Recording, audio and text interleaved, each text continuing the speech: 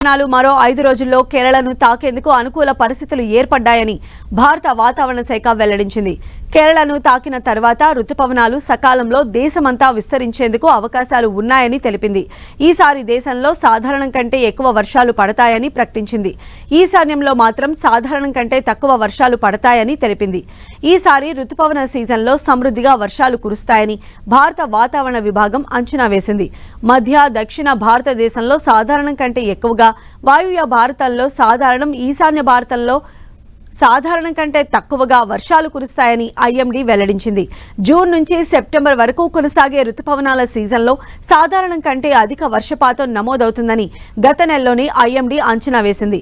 దేశంలో వర్షాలపైనే ఆధారపడ్డ అత్యధిక వ్యవసాయ ప్రాంతాలు కలిగిన కోర్ మాన్సూన్ జోన్లో సాధారణం కంటే అధిక వర్షాలు కురుస్తాయని తెలిపింది.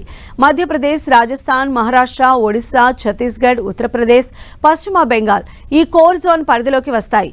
జూన్లో సాధారణ వర్షపాతం నమోదవుతుందని వెల్లడించారు.